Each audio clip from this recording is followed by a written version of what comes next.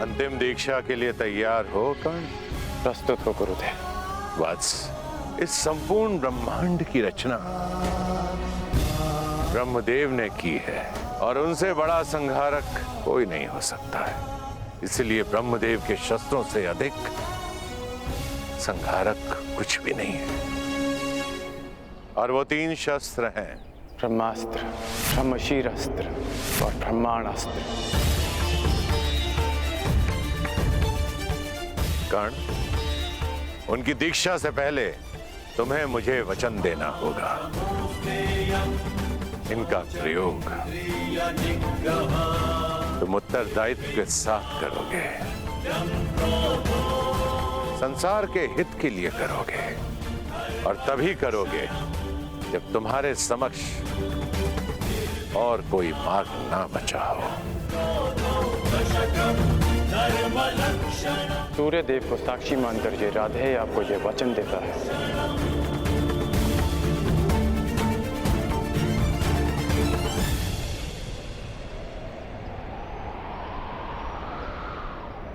इन शस्त्रों को प्राप्त करने के पश्चात इस धरती पर किसी भी जाति का कोई योद्धा तुम्हें पराजित नहीं कर पाएगा।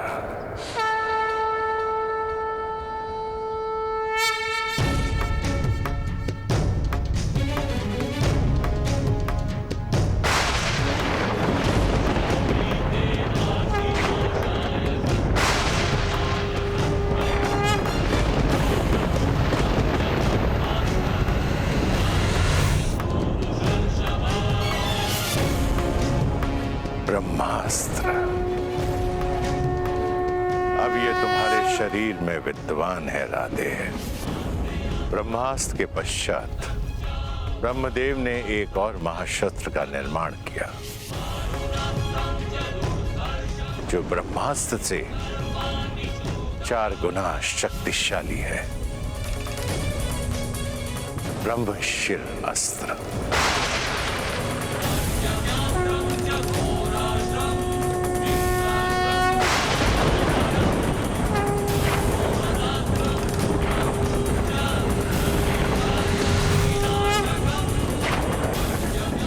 और अंत में ब्रह्मदेव ने एक और शस्त्र बनाया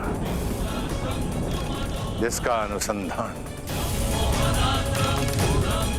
पूरे ब्रह्मांड को पलक झपकते ही संपूर्ण सृष्टि को नष्ट कर देगा। ब्रह्मांड अस्त्र।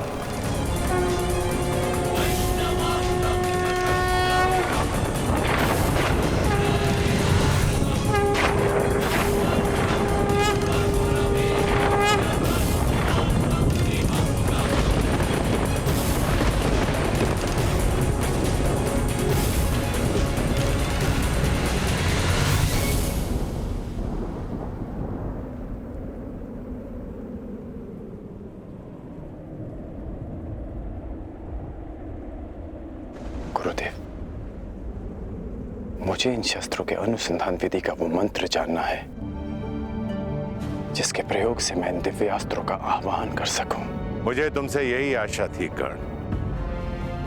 जब भी तुम्हें इन शस्त्रों का आह्वान करना हो, ध्यान स्थिर करना, इस क्षण का स्मरण करना।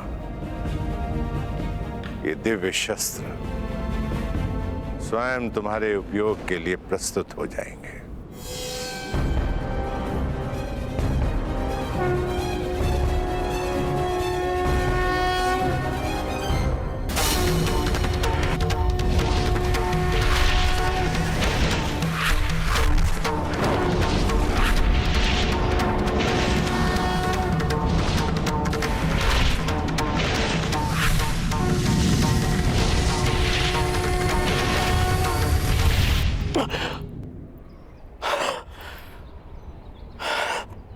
कर्ण, शिक्षा प्रारंभ से पहले तुमने बताया था कि तुम महर्षि भृगु के वंशावली में से हो।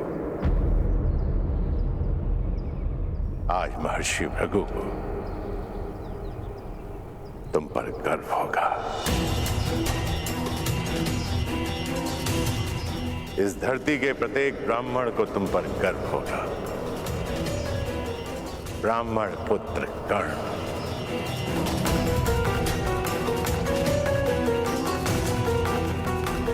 और तुम्हारे इस गुरु को सदैव गर्व रहेगा कि उसे दीक्षा के लिए तुम्हारे जैसा ब्राह्मण पुत्र मिला।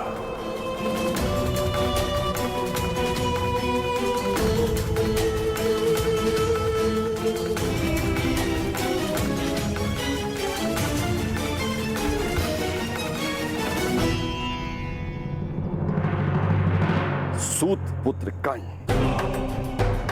ब्राह्मण पुत्र बनकर दिव्यास्त्र का ज्ञान ले रहा है।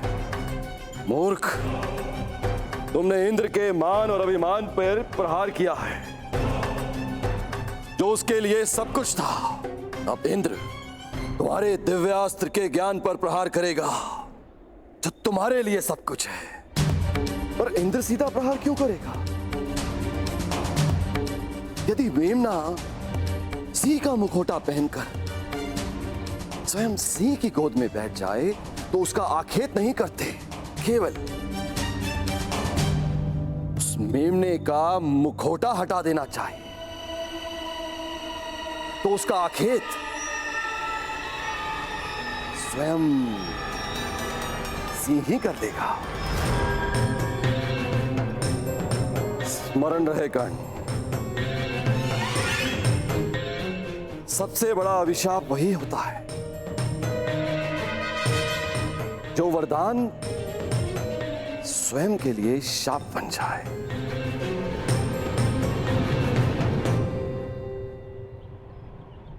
आज मुझे ऐसा प्रतीत हो रहा है कि मैं मुक्त हो गया हूं। एक विचित्र दिव्य संतोष है मेरे मन में।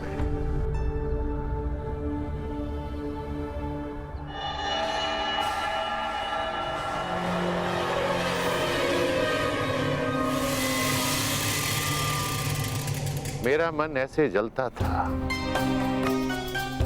जैसे तप मरुस्थल, और यह ताप शीतल तब हुआ जब मुझे श्री राम के दर्शन हुए। और उसके सैकड़ों वर्षों के बाद मेरे शिष्य गंगा पुत्र भीष्म के चक्रवात ने उसे फिर से जगा दिया। कर्ण, स्वयं से युद्ध करके कभी कोई विजयी हुआ है? अंततः पितामह भीष्म को भी आशीर्वाद देना पड़ा, और अनुभव हुआ कि आक्रोश उस शक्ति के कारण जो मुझ में है। और मैंने शपथ लिया कि अब मैं शस्त्र कभी नहीं उठाऊंगा। मैंने अपने सारे अस्त्र और शस्त्र अपने शिष्य द्रोणों को भेंट कर दिए,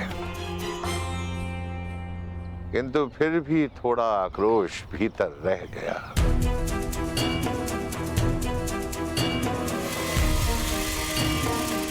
फिर तुम आए कर्ण, क्षत्रियों के तेज से युक्त ब्राह्मण कुमार।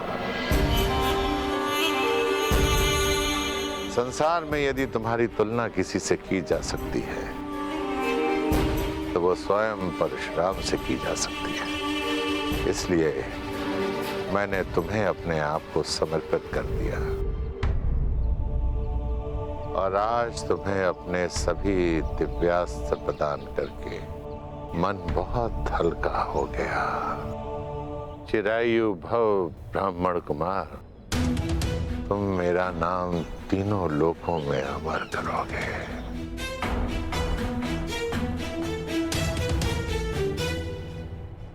गुरुवर, आज्ञा हो तो कुछ निवेदन करो। आप संसार के सबसे महान और घातक योद्धा बने, परंतु अपने जन्म से नहीं, अपने कर्म से। आपका जन्म एक ब्राह्मण कुल में हुआ, उसके पश्चात भी आप किसी भी क्षत्रिय से सबसे महान योद्धा सिद्ध हुए। अपने जन्म से नहीं ना, अपने कर्म से ही ना गुरुदेव। तो जन्म और कर्म की ये नीति सबके लिए होनी चाहिए ना। मैं आपसे ये सब इसलिए कह रहा हूं क्योंकि आज मैं आप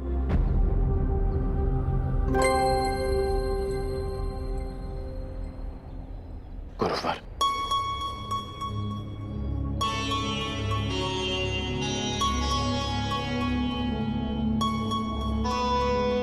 क्षमा करना गुरुवर, अपने राधे को क्षमा करना।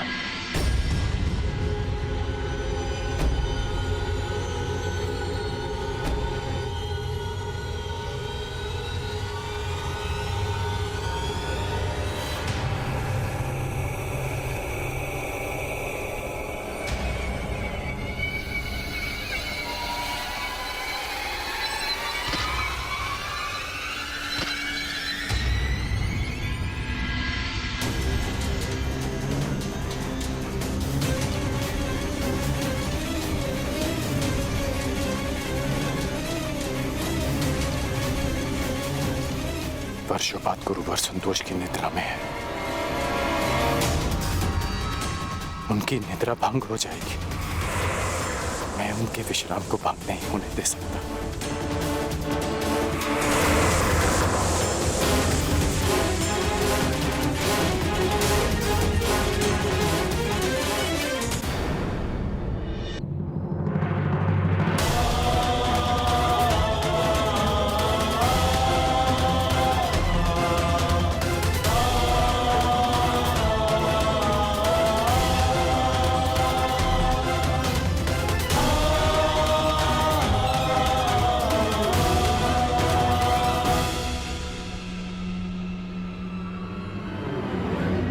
ये रक्त कहां से रिस रहा है?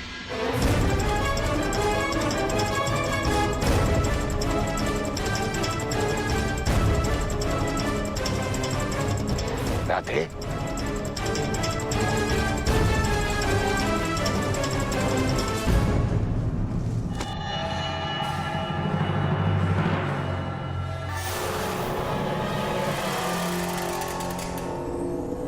इतने डंक साइड तुमने?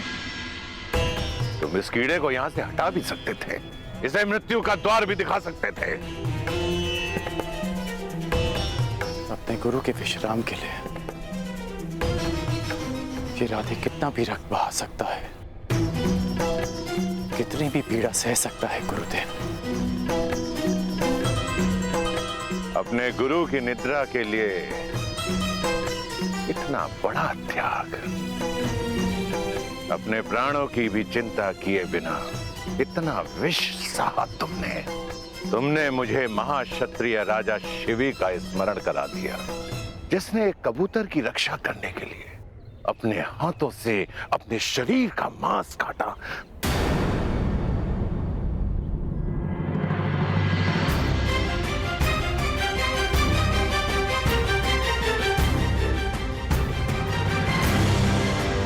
क्षत्रिय?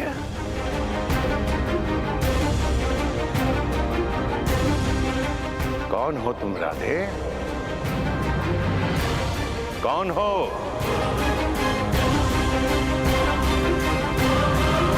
कौन हो तुम राधे? मैं राधे आपका शिष्य कर्ण। ये मेरे प्रश्न का उत्तर नहीं है कर्ण। मनुष्य अपने कर्म से बल और सिद्धि अर्जित करता है, परंतु जन्म और कुल से संचित संस्कार और गुण उसका साथ नहीं छोड़ते।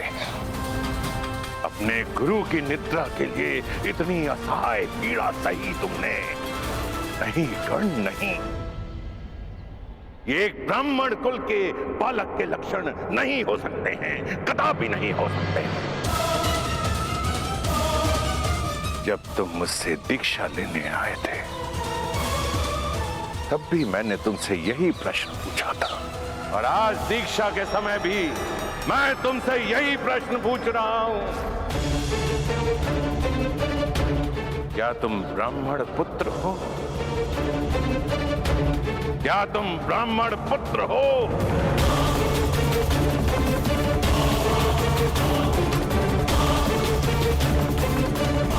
नहीं गुरुदेव,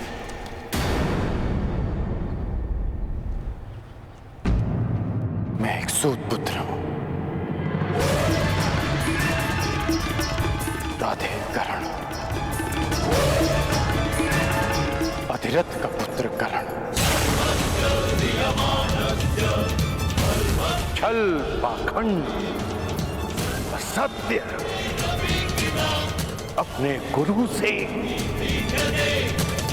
मैंने तुम्हें सच्चे मन से शिक्षा दी और तुमने अपने गुरु के साथ झूठ बोला,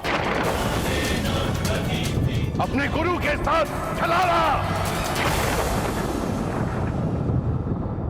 क्योंकि मुझे शस्त्र बल चाहिए था गुरुदेव, क्योंकि अपना परिचय छिपाने के छल के अतिरिक्त मेरे पास और कोई हल नहीं था। क्योंकि कोई भी गुरु एक सूत पुत्र को धनुर्विद्या नहीं देना चाहता था, और आप भी ब्राह्मणों के अतिरिक्त किसी और को शिक्षा नहीं देते। गुरुवर, आपके अधीन वर्षों शिक्षा ली मैंने। आप ही बताइए कि क्या इस कारण ने आपकी किसी भी आज्ञा का उल्लंघन किया? क्या ये अधिरथ पुत्र अपने गुरु की किसी भी परीक्षा में असफल हुआ? सफल हो या असफल, छल छल होता है कर्ण। और तुमने शिक्षा ग्रहण नहीं की, चोरी की है तुमने। तुम्हें इस अपराध का दंड मिलेगा। तुमने मेरे दिव्यास्त्रों को प्राप्त करने के लिए अपने गुरु से झूठ बोलने का महापाप किया है। रोक है तुम पर। अब तुम अपने गुरु से श्राप भी लेते जाओ। मैं जमदग्नि पुत्र परशुराम तुम्हें श्राप देता हूं कि मेरे द्वारा दिए गए दिव्यास्त्रों का तुम उपयोग नहीं कर पाओगे। जिस समय तुम्हें इन दिव्यास्त्रों की सबसे अधिक आवश्यकता होगी, उस समय तुम इसके अनुसंधान की विधि भूल जाओगे।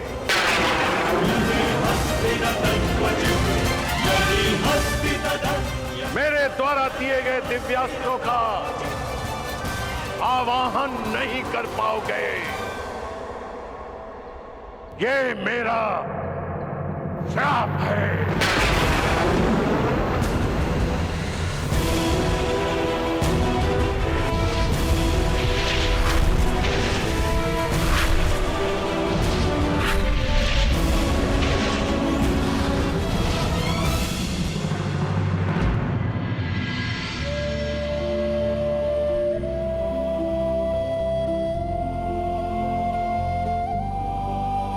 अपने गुरु से छल करने के पश्चात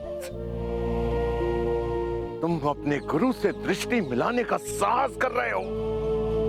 चले जाओ यहां से कर्ण, चले जाओ। इस श्राप के बाद ये पवित्र भूमि भी अभिशापित और अपवित्र हो गई है। जाओ। यदि ऐसा है तो ये स्थान तभी अपवित्र हो गया था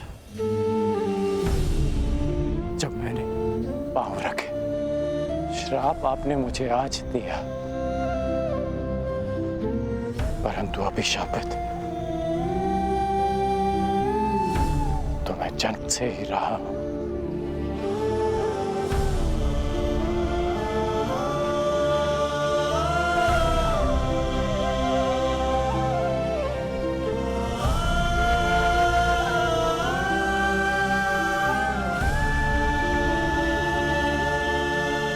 मुझे कोई खेद नहीं कि मेरा जन्म एक सूत कुल में हुआ है। मुझे कोई खेद नहीं कि मुझ में ब्राह्मणों और क्षत्रियों का रक्त नहीं बहता। खेद है तो केवल इस बात का कि मेरा जन्म ऐसे स्थान पर क्यों हुआ जहां जीवन को ब्राह्मणों और क्षत्रियों का दास माना जाता है। शास्त्रों में लिखा है कि मनुष्य की महानता और सफलता उसके गुण, उसकी मेधा से मापी जाती है।